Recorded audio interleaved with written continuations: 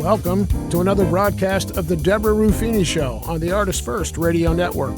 All past shows are archived. You can find them at artistfirst.com. And now, from England, here she is, your host, Deborah Ruffini. Greetings from England. This is Deborah Ruffini with another broadcast of the Deborah Ruffini Show. Today I have my previous guest, Christy Parker, with me, where we shall be covering part 2 of the topic of gaslighting. Great to be speaking with you again, Christy. Thank you for being here. How are you doing? I'm doing great. We're doing good here in the United States. Oh, that's good. Glad to hear it.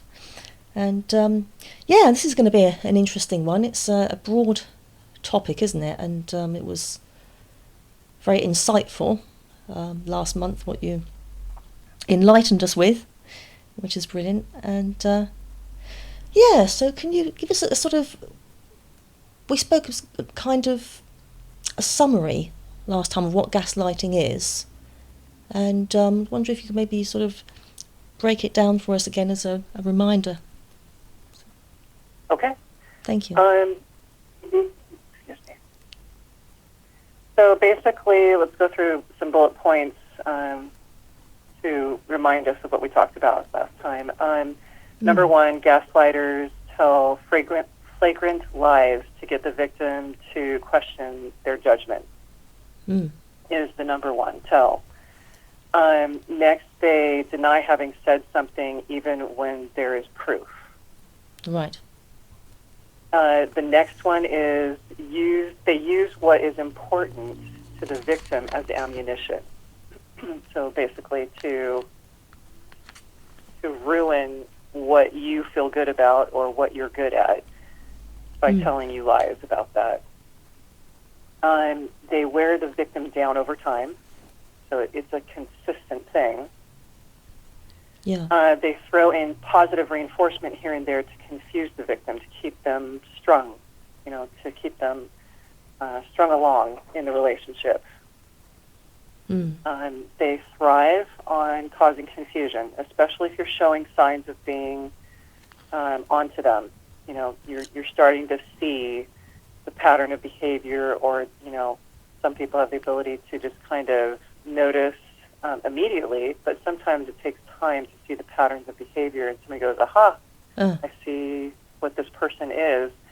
And so often the gaslighter will try to cause confusion and deflect and use all these tools that they have in their game to be able to get control back and stability back.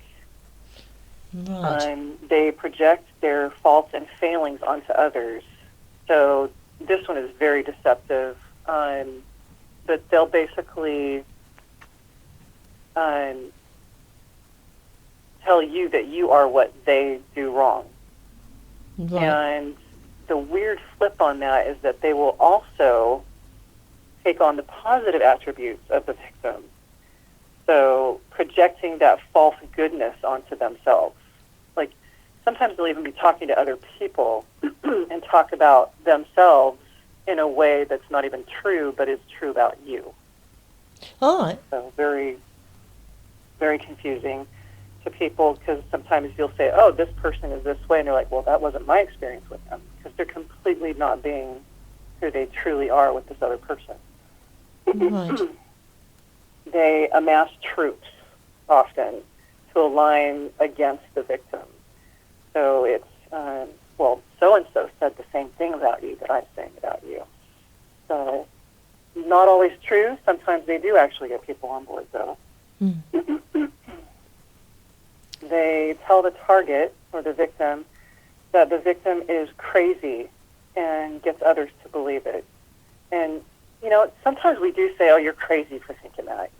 It's not something that we consistently do. We don't consistently tell somebody that they're crazy.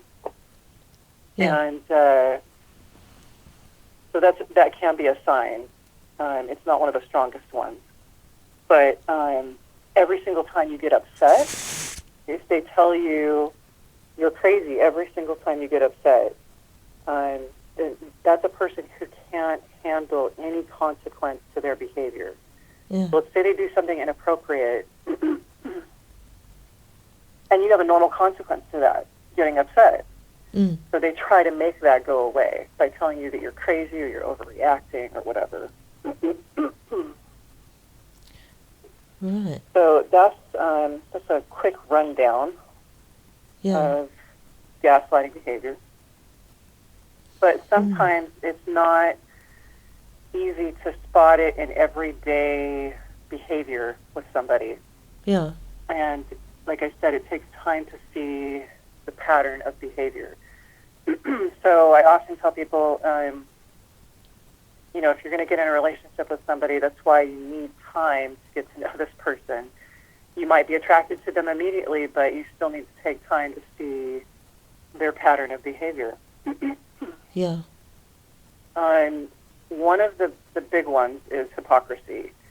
Oh, right. So they expect more from you than they ever do for themselves or others. Yeah. So they'll use more, like one example is they'll use more money than you over time, but complain about every single purchase that you make. Right. And so while they're spending this money on what they think are important things, they'll constantly tell you with every single expenditure, we're tight. We don't have enough money for that. And one example that I know of a person, she learned that with her spouse, when they go out to eat, she has to let him order first. Oh. Because if she and the kids order first, he'll constantly tell them, oh, we can't afford that, we can't afford that, we can't afford that, and then afterwards he will order whatever he wants, no matter the cost. Big steak. Right. So she has learned that instead she's like, oh, no, honey, you go ahead and order. So he orders, and then they order accordingly to what he ordered. Ooh. Right. So that would be especially annoying to me. Yeah. But she deals with it and is trying to learn how to repair that relationship. So good luck to her. Number 2, lying. Of course, that's the main thing. They get they can do this in strange ways though. Like it could be as simple as lying about how they feel and their mood. So you'll see them being moody or kind of just grumpy, and if you ask them about it, they will say, no, I don't know what you're talking about.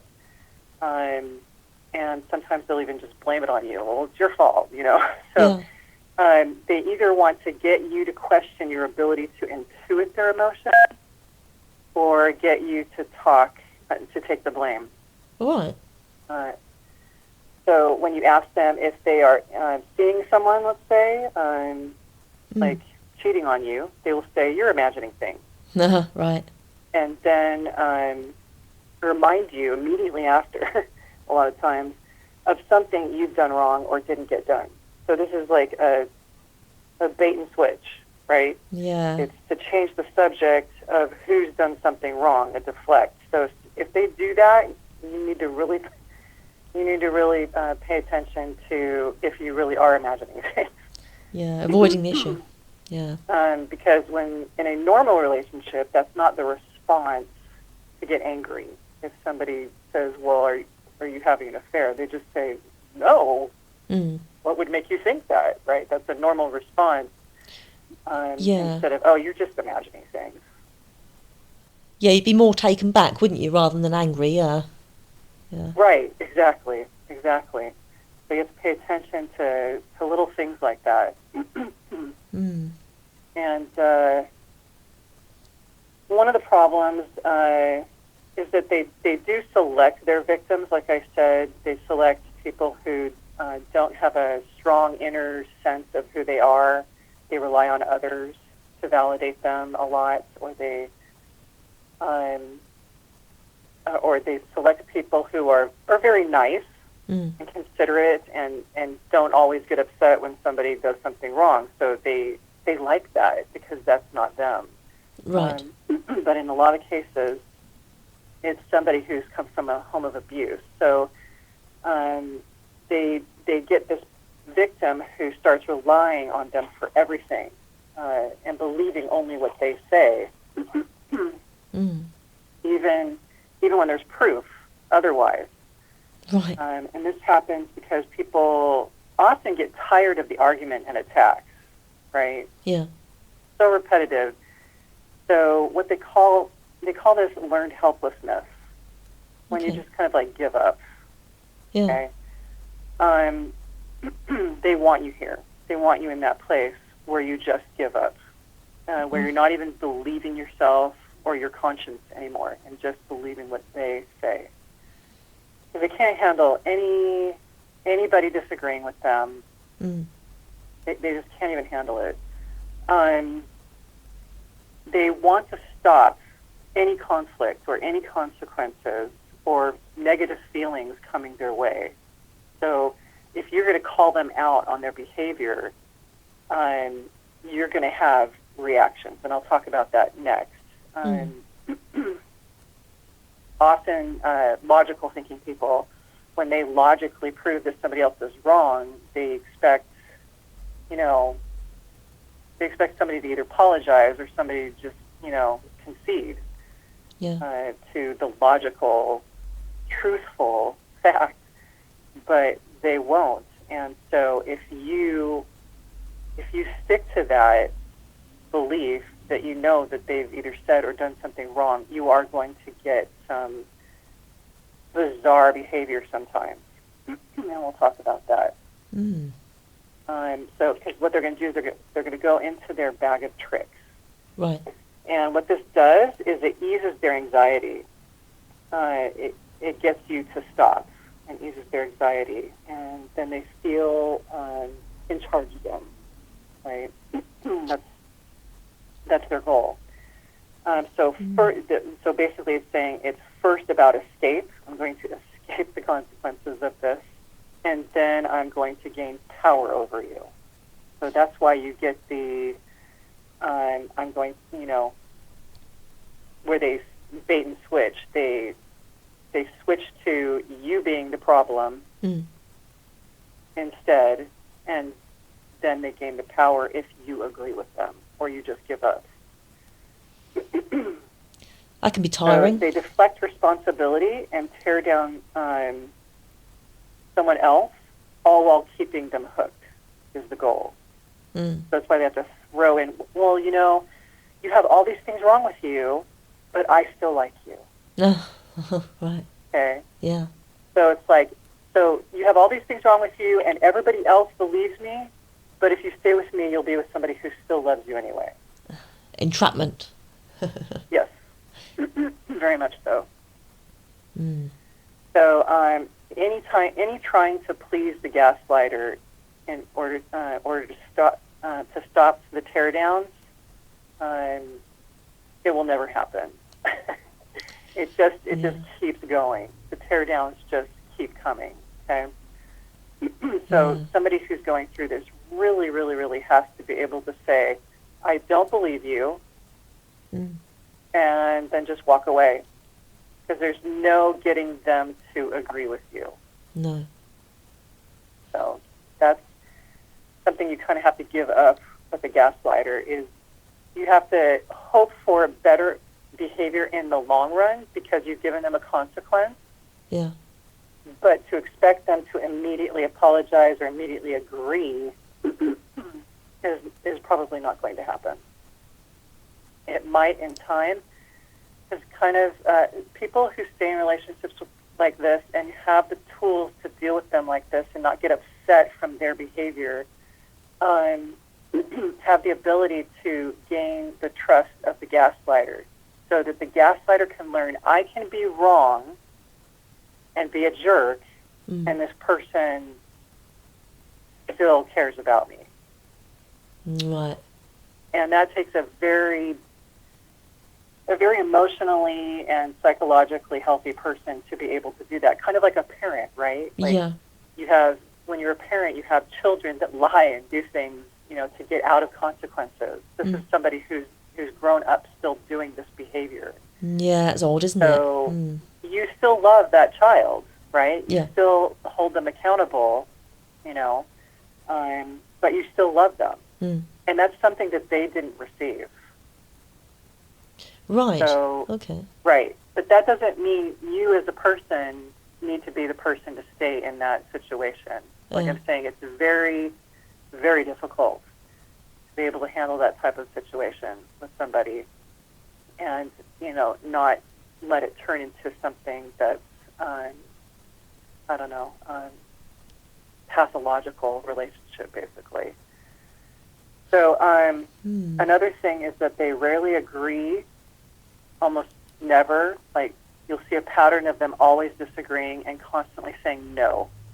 Right. But often this doesn't show up until after marriage Okay. or when the kids come into the picture. Because, remember, they're immature. They don't know how to take care of people.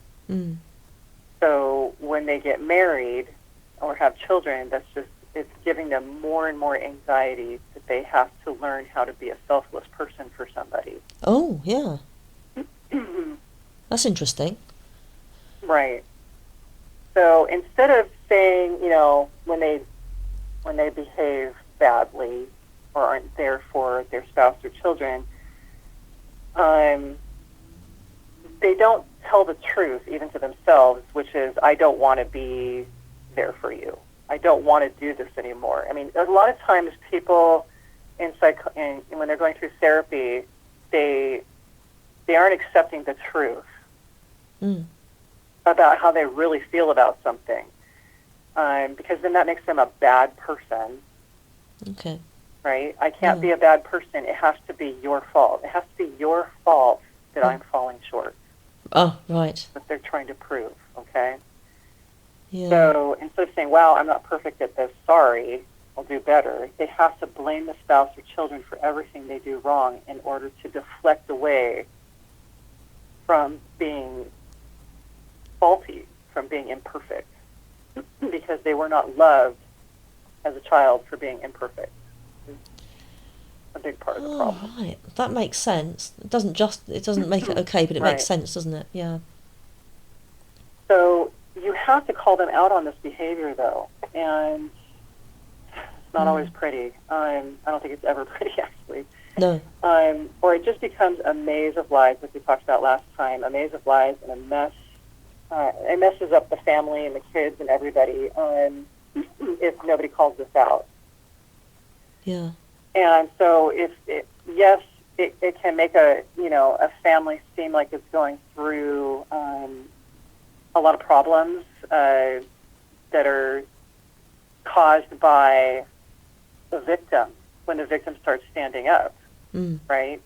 And sometimes the gaslighter will then try to hook the children in to that. And look how your mother can't even, and we talked about this, triangulation. Oh, yes. Look how your mother can't even handle when I say something.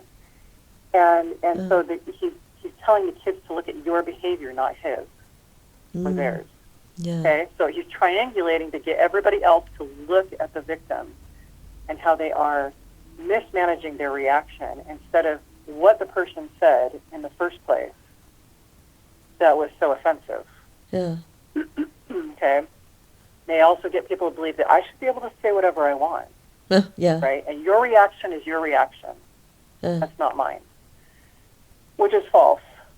That is a lie that gaslighters and psychopaths want to spread around the world, is that I should be able to do whatever I want and say whatever I want, and your overreaction is just immature. So don't believe that stuff if somebody's telling you that.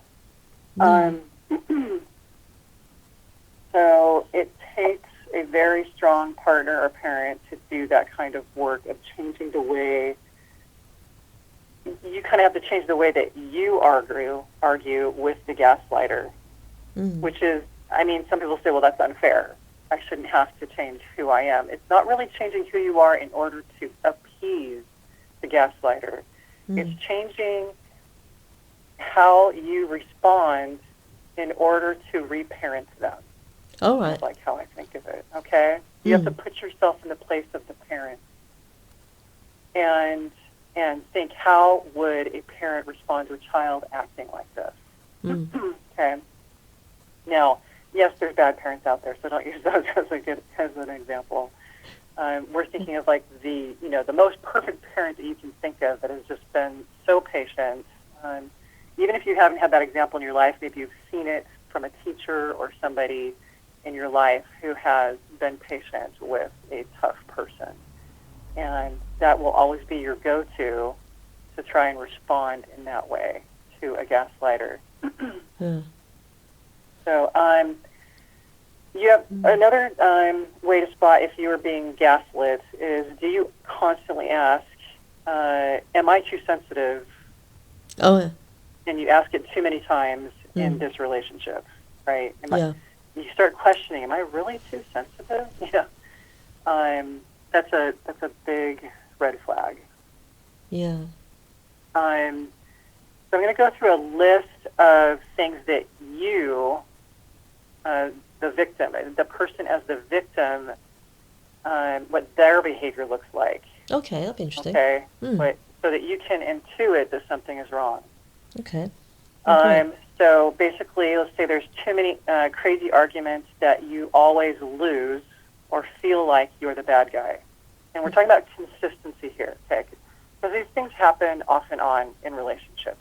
So we're talking about consistently, like way too much. So you're always the bad guy. You always lose the argument. Next one is you're always apologizing for your so-called faults. Oh, yeah. So people that are always like, oh, I'm so sorry, I'm sorry, I'm sorry. Yeah. That's a bad habit. And they actually look for that when they first meet you.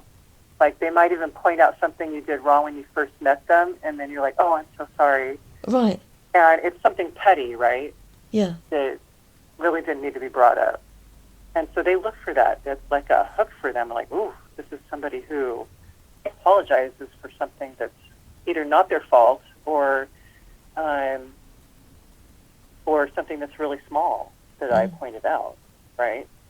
Okay, so the next one is you can't understand why you're not happier in the relationship, why all of a sudden you don't want to be around this person.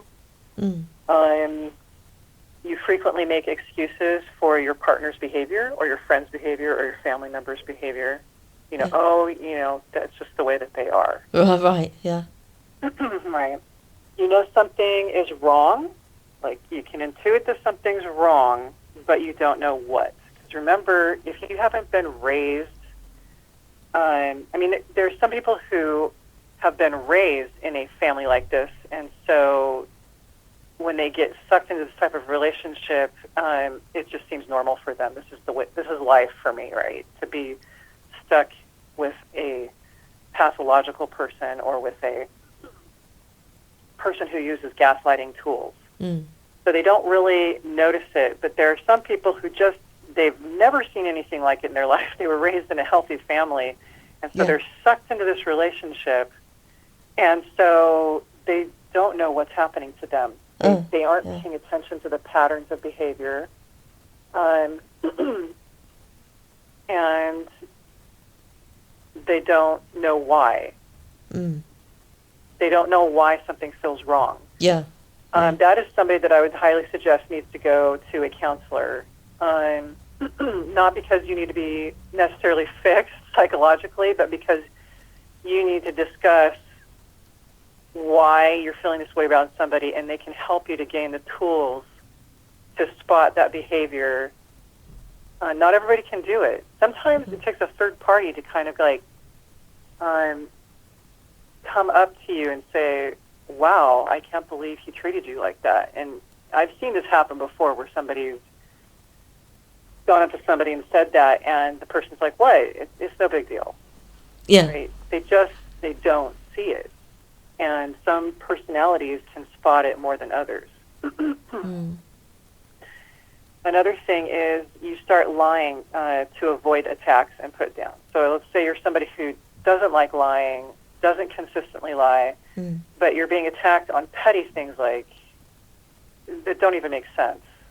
And so you just lie to get rid of it, right? Let's say you're married to the person who consistently spends all the money, and then you come in with one bag of something, and let's say you spent $50, so they start attacking you for going to the store and buying something. You're like, oh, well, it was only $20. It's no big deal. Oh. So you bring down the price, right? Yeah. That makes sense, yeah. If you consistently have to do that with somebody and that person is spending whatever they want, then there's a problem. So they need to pay attention to that. Let's say you have trouble making simple decisions, and you always feel like, oh, I need to ask, this person if this is a good decision.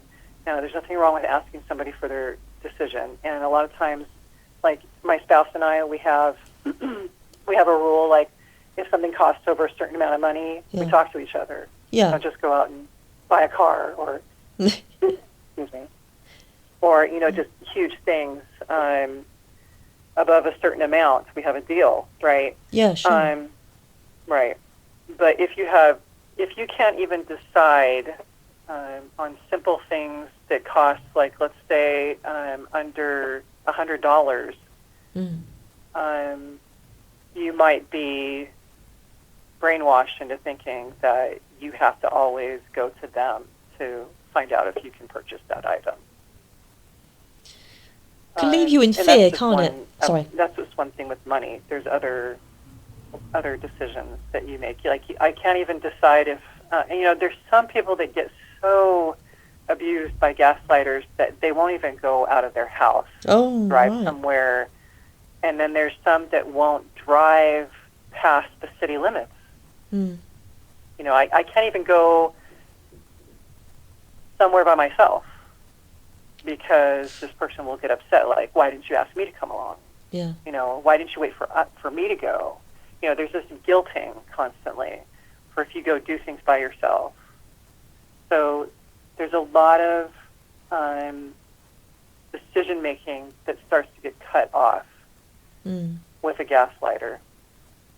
And you also wonder if you are good enough for things all of a sudden. Like, where did that come from? You have to kind of wonder why you don't have confidence in certain areas all of a sudden since you've been in a relationship with this person. Right.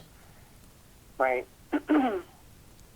So these can all be attributed to gaslighting if your feeling and thinking is this way around one person or group, especially. So you can especially spot this in the beginning stages. So the best way to do that is if you have friends that aren't part of those friends, or you have people that that aren't in like a relationship with your couple relationship. And when you have that experience, let's say you work far from home, and so you're having experiences with people that are positive, but when you come home or you're around these other people at home, all of a sudden you start having all these, problems that I just listed. Yeah. So that's why the gaslighter will try to remove you from, you don't need to work.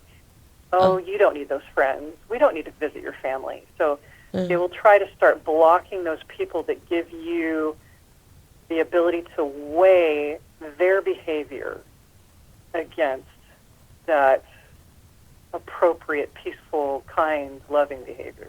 Okay? Or respectful behavior is really what I would say. Crumbs. The victim would be just a nervous wreck, wouldn't they? Just shaking in their shoes constantly. They can be, if it's really extreme. It can be, or it can be situational, right? Like in certain situations you're fine, but in others you're not. So whatever the gaslighter chooses to punish you on or critique you on or whatever, they will use, and that will be where your problem is. That's why gaslighting can be kind of a problem in understanding, because it has so many different angles, so many different tools to use it. So that's why I'm trying to clarify here. And I know it's a lot of information still, but I'm hoping that I'm able to clarify a little bit more. Yeah. So, like, here's some other ways to spot it. There are too many crazy arguments that you always lose or feel like the bad guy. Okay, we already went through that. Sorry. Okay. Let me look through my notes, because... Yes, okay. Oh, right.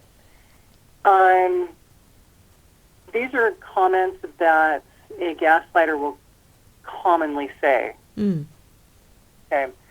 So if you've heard these or you consistently hear them, this can be a problem. Right. Number one, I can't say anything around you. Okay. Yep. Okay. You got to understand, this means they want to be able to be rude and disrespectful around you. Yeah. And to you. Yeah. Okay. Asking for permission, yeah. And often they'll say, well, I'm just telling it like it is, but the problem is they are only telling the negative truth, not the positive truth. Right. People give pros and cons in relationships when they're talking to each other. If there's only cons, negative things, then no, they can't say whatever they want around you. Yeah, exactly. Okay? That's what you can't let them define the truth of a relationship. So when somebody says, I can't say anything around you, you say, oh, you're just realizing that as an adult, that you can't say whatever you want to people. Yeah. Right? Yeah. Okay. That's an adult ability to not say whatever you want. Yeah. Because there's consequences to that behavior. So you have to, do you see how I'm parenting that person now? Yeah. Yeah, it's you interesting. have to parent them. Not get angry, upset, or whatever, right? Like, oh, no, you're just realizing that. I'm glad. Yeah. Yeah. Whatever. Well, thank goodness. Or they'll say, it was just a joke. And you can say to that, what? You can say, well, I don't like that joke. Yeah. It's just straight up, I don't like that joke. And then they can go back to, well, you're too sensitive. No, I'm not. I'm not sensitive. I thought that was disrespectful. Yeah. You have to go back to the disrespect, because that's the number one thing, is the disrespect. Okay? They'll say, here's the one that they constantly say, I didn't say that, right? Right. Or I did say this. It's like I said, that's the maze that they take you through in any conversation. Yeah. Another one is, you're overreacting. Yeah, that might be true. Let's say you are in a relationship with somebody who is a borderline personality or something that's extreme. They are going to overreact emotionally to things. And, that can be true. But in this situation, it's not. You have to say, I think my reaction is normal for what you just did. Right. You just have to, not even be apologetic. Just, you know what, that's the reaction you're going to get from me if you act that way. Yeah. It has consequences, right. Yeah. Right. The next one is, don't get so worked up. Don't get so worked up. It's patronizing. And they say it very condescendingly. Yeah. You have to listen to the tone of voice as well when you're listening to all these things. You can say to somebody like, why are you overreacting? That's a question. Yes. But when you're, blaming them with that, I don't know, very questionable. Another one is, that never happened. Right. Okay. This is amazing to me that they can do something absolutely atrocious to somebody in the past. Yeah. And let's say you're in counseling or just bringing it up years later, and they just will blatantly say that never happened. Convenient, isn't it? Quite shocking in some circumstances. And it makes they say it with such a resoluteness that the person actually starts questioning that really happened? Yeah. They just play on that with these types of personalities. And another one is, you're hysterical. You need to calm down. And then when you start telling them what you think they're doing, yeah, This is a big one. Ooh, and you think you can read my mind. You're a mind reader now. Oh, right. Okay? You can't ever win. Yeah. Right. And to that, it's basically a statement of, it's, it's something they don't understand. It's intuition. It's Yeah. the ability to see, or the ability to see patterns of behavior, right? And then you can intuit what that person's intentions are behind their behavior. Right. So there's nothing really you can do with that. They're never going to change their mind on that, no matter how many times you try to, prove to them what their intentions are. It's not going to happen. But it is important to state to them what you think their true intentions are, and then just leave it. And the more you do that every single time, it can actually break down that pattern of behavior. Because if you consistently do that in return, it creates a pattern where that is undeniable on your end. Yeah. A pattern of being able to spot it and just say, oh, I think your intention is to do this, and I don't think that's right. And so, again, that's the parenting quality of being able to be calm in that situation. Now, when somebody first notices that they are being gaslit, when they finally figure it out,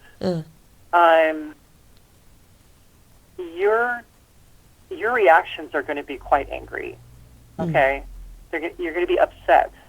Sure. And so that is going to make the relationship even more volatile for a while.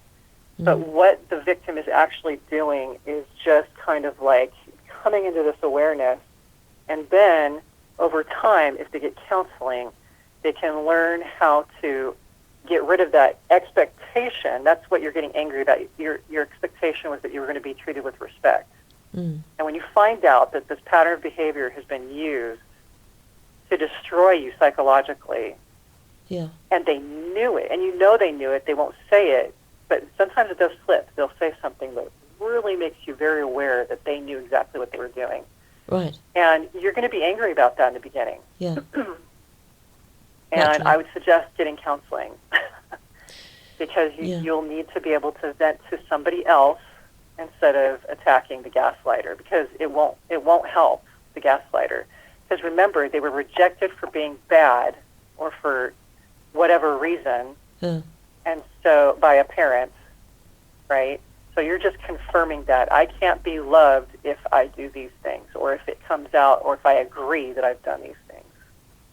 I cannot be loved or forgiven. So it's very hard. You have to become that parent who's able to do that. And I'd say the only way to do that is if you have a mentor or a counselor helping you through it. And you have to learn the tools to be able to do that. And you're going to make mistakes along the way. You're going to go back to, because they'll pull something else out of their bag of tricks, and you're like, what the heck? Like, it's frustrating. And so you have to go back to that, okay, I need to be the parent, I need to be the person who is,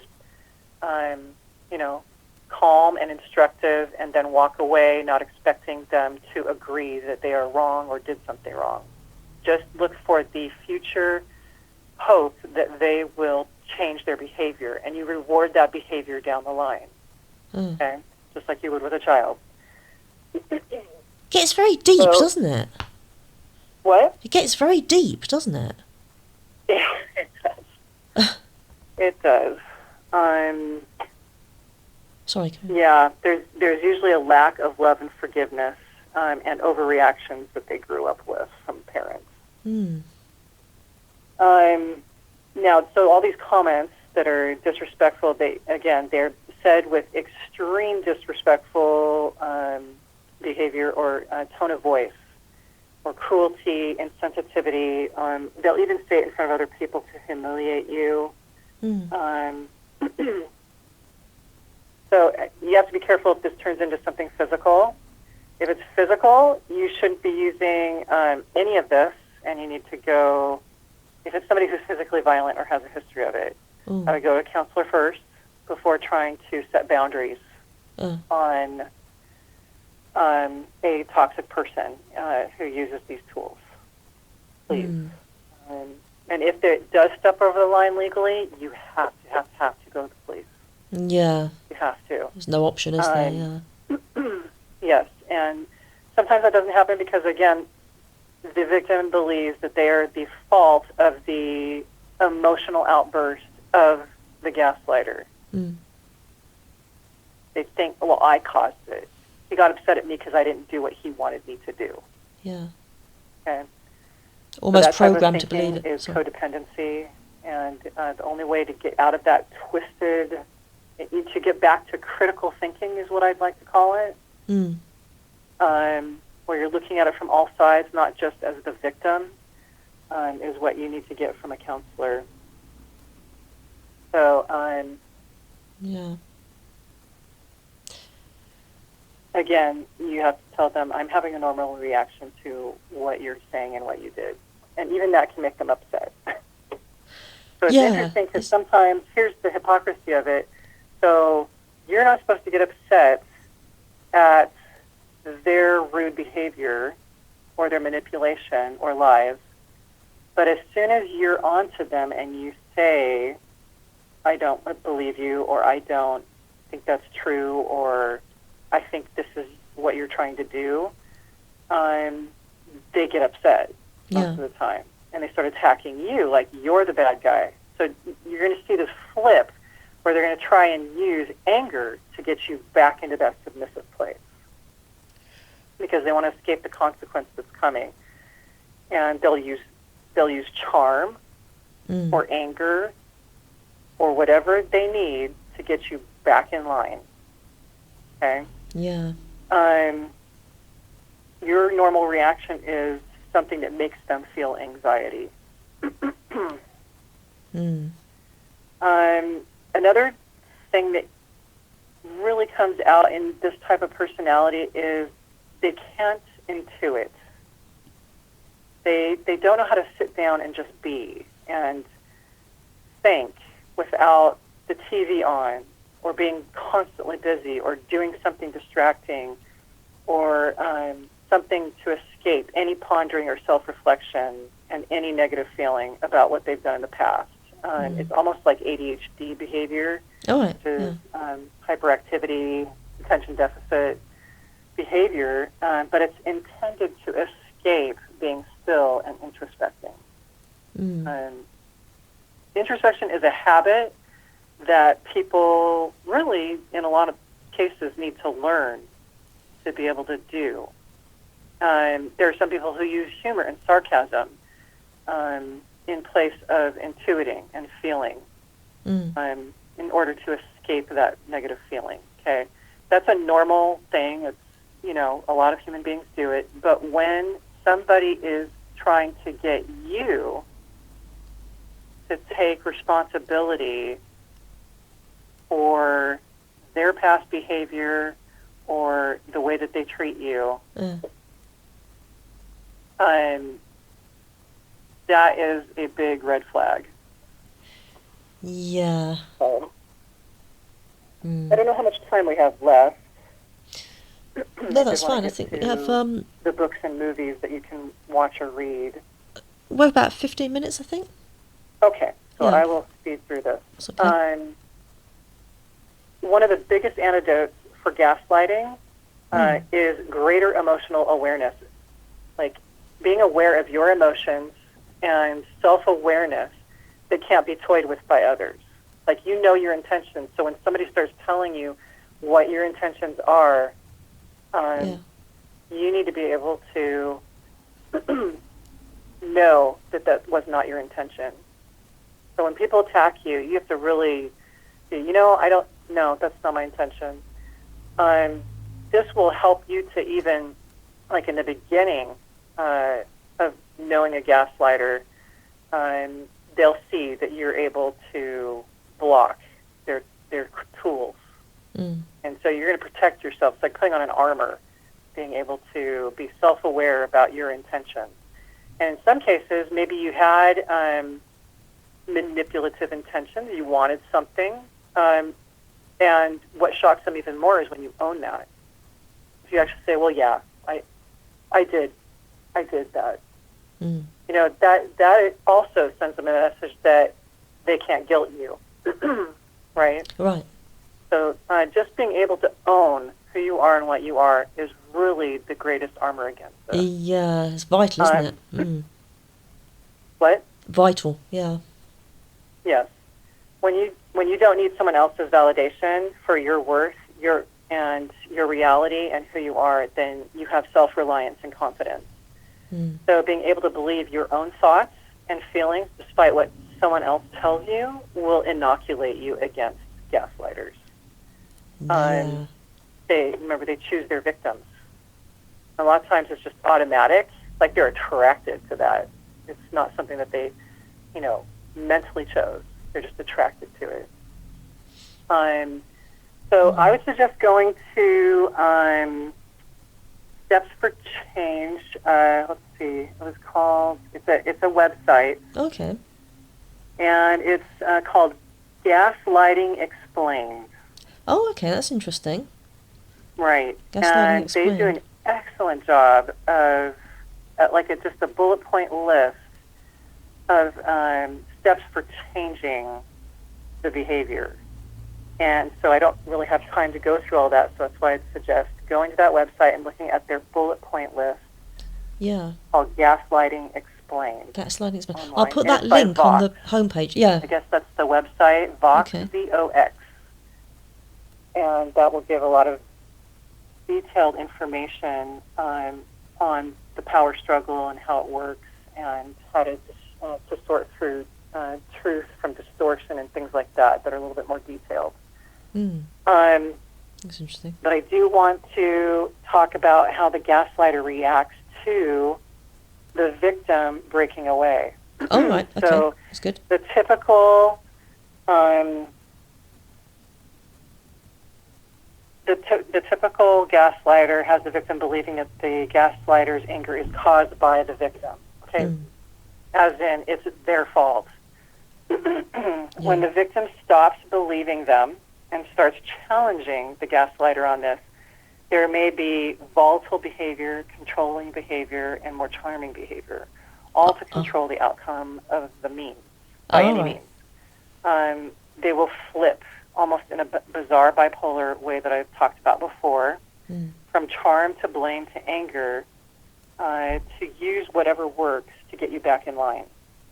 Okay.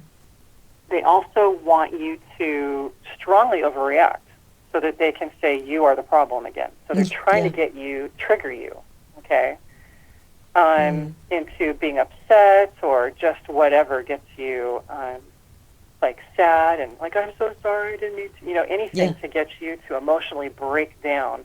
And then they come in like, it's okay, I'll still care about you, So it's kind of creepy. So you have to be completely calm when you start to say no to them or disagree with them or walk away from altercation. And if you haven't done this, it's going to stun them a little bit. Yes, yeah. Not with the 6, yeah. This is when it can get physical, though. So be prepared to give consequences for that and, call the police. It doesn't matter what you've done. I'm going to just say that straight up. It doesn't matter what you've done wrong in your life to upset this person. They have no right to hurt you physically. No, that's right. Okay? Yeah. Nothing in this life deserves that in a normal relationship. The only time anybody has the right to hurt you is if you have physically threatened somebody's life. Yes. Okay? Yeah. And if you haven't done that, they have no right to physically hurt you, especially in these cases, because they're just not getting their way. It's a temper tantrum. It is, isn't it? Hissy fit, yeah. Yes. So when gaslighting doesn't work, it can get ugly, so just be prepared, okay? There's no logic to it. It doesn't matter. You cannot use logic in this case. So some books about gaslighting really quickly. There's a great book that you can actually get on audio. I don't know if you guys use Audible also in Great Britain, I think, through Amazon or not? Yeah, we have that here. Yeah, that's... Okay. Yeah. So on Audible, you can listen to it. or a lot of these books you can listen to, or you can just, read through them. I would say it's better to listen to them because you're going to see the pattern of behavior better as you're listening to it. Kind of like you're a third person watching this happen, okay, or listening to it happen.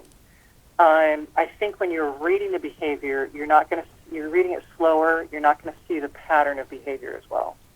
Yeah. So the first one is called Behind Closed Doors, and it's a great example of extreme gaslighting. It's a really good spellbinding good read, too. Okay. So it's good to read, but it does give you examples of extreme use of gaslighting. And I don't want to give it away, so I don't want to ruin it for people. So that's a good one. Another one that is actually an excellent true story of a girl brought up in an abusive family. The children were in a so-called homeschooled environment at their home, not really. But they were kept from seeing reality in the outside world by being on this large piece of property out in the middle of nowhere, because they had little to weigh against how they were being treated. Oh, right. And so it's called Educated. Educated. Make a note of this. And the book has like a large pencil on it. So, very good book, and it's a true story. And in that is a whole lot of real life gaslighting, and I like that one the best as the best example. Yeah. Another one that is actually very disturbing. It was created for Broadway, and they turned it into a movie. I think it's also a book. It's called Who's Afraid of Virginia Woolf? And I've heard that. I personally don't watch rated R movies, and I try not to read anything in a book that's rated R, just my religious beliefs, or mature. So I have my movies filtered through something called Clear Play or through VidAngel.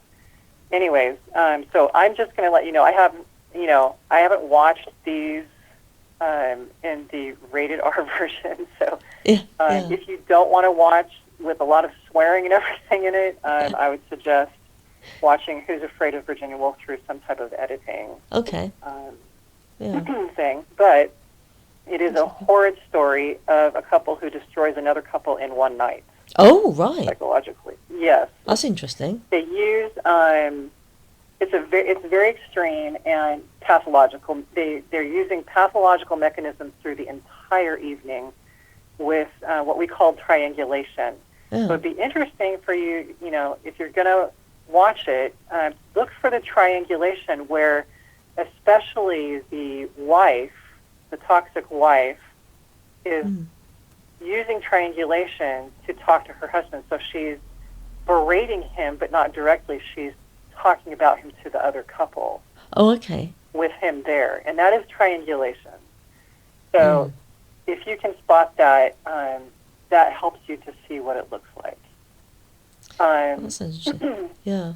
This story is a bit amoral and makes me kind of sick just remembering the whole storyline. It has a lot of swearing and disturbing things in the movie for sure, but I actually had to watch it for my psych degree so that I would understand what hell looks like for some people living in this.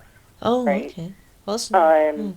Yeah, as a psychologist or therapist or whatever, it is very important to be able to understand what that looks like if you've never grown up with it. So they use this movie as a tool to show some of those. If you want to find a good list of gaslighting novels and books where they use gaslighting in the storyline, or actually some of the books are about gaslighting, you got to go to the website called Goodreads. Oh, yes. All one word, Goodreads, and search under popular gaslighting books. Okay. And it has a whole list of books there to read about gaslighting, and also, like I said, storylines that show you characters in the book that use gaslighting. In movies, there really, if you look in a lot of movies and TV shows, you're going to, once you watch some of these ones that I'm going to list, you'll be able to spot gaslighting more easily. in the shows that you're watching by the bad guy. You know, the bad guy in the movie, or what you call the villain, the opposite of the protagonist, the antagonist. A lot of times they will write them up to have these gaslighting tactics. So there's a movie called The Changeling. It's actually a true story that happened, I think it was like in the 1920s or 1930s, and the police were the gaslighters in this situation. So it's called The Changeling, and basically the police tried to get the mother to believe that the son that they found, her son went missing, tried to constantly get her to believe that the son that they returned to her was actually her son. Oh, right. But it wasn't. Oh, dear. It wasn't. That's not good. And all the tactics that they used, because they didn't want the political fallout for bringing the wrong child to her. Oh. Her own child had died. Yeah. Okay. And also the boy involved in it and what he did. So it's a very good movie. It has Angelina Jolie in it. All right. And it's called The Changeling. And here's an interesting one. A lot of people have heard of it. I think you pronounce it Amelie. It's Amelie. Amelie. And the funny thing about this movie is it uses gaslighting to punish a mean grocer in a funny way. So it's pretty funny, and her reasons for doing the gaslighting are actually very altruistic. It's to get him to be a better person. Okay. But it's in a funny way. So I would suggest watching that so you understand what gaslighting is, when to the extreme where she's moving objects or changing things in the room. The classic to make things, him feel like he's going crazy. Okay? Yeah. So that's the extreme version of gaslighting, when somebody changes the environment in some way. That's not normal, but I guess it can still happen and does happen in really pathological relationships. Sorry, just 1 minute, Chris. I just thought I'd let you know. Gaslighting. Sorry, yeah.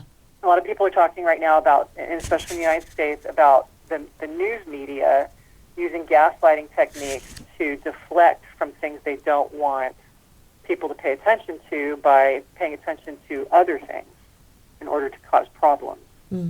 So basically the book 1984, which a lot of students, like here in the U.S., had to read in high school. I don't know if they still make them read it. But it's basically a whole government uses gaslighting tactics to control a whole nation. Right. And this was supposed to happen in like 1984. The book was written in the 40s or something like that.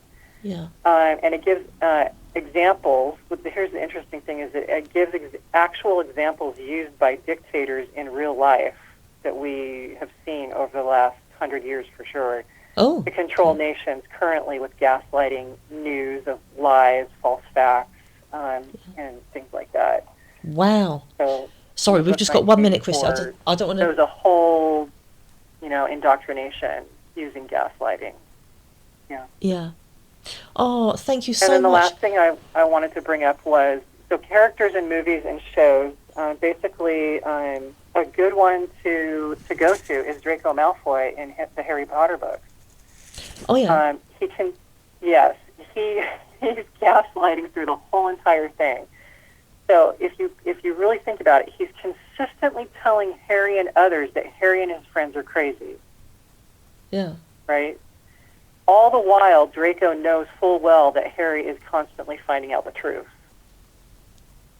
But his whole mission is to make Harry believe that he's crazy and that his friends are crazy every time they find the truth. So this is a common gaslight tactic used in storylines as the antagonist seeks to discredit the protagonist and get people to believe the antagonist, and even go so far as trying to get the antagonist, getting people to believe that the antagonist is really the protagonist, is really what is trying to happen in a lot of these books that you read. Right. We're going to have to wind this up. Sorry, Christy, we just got 1 minute left. I just thought I don't want to cut in, but just to. No, this was actually, that's all I needed to bring up, basically. But this was used to change the narrative of who was actually the bad guy in Sleeping Beauty, but in the remake called Maleficent. So the whole kingdom was gaslit to believe the king was a good guy when he wasn't. If you go watch Maleficent, that was a gaslighting tool. So that's basically it. And I hope that that can help people to spot it more easily by seeing it. Excellent. Oh, you're so insightful. Thank you for all this. I really, I'm going to do some YouTube searching now, making a list of all these. But yeah, I've heard of the Virginia Woolf one, Who's Afraid of Virginia Woolf, so I'll go and have a look at that. Right. Thank you so much, Christy. This hour has flown, hasn't it? And I really appreciate, your insight and for coming on the show again, and your wisdom. Thank you. And warnings and support. Yes. And to the audience, thank you for tuning in. And until next time, God bless and lots of love.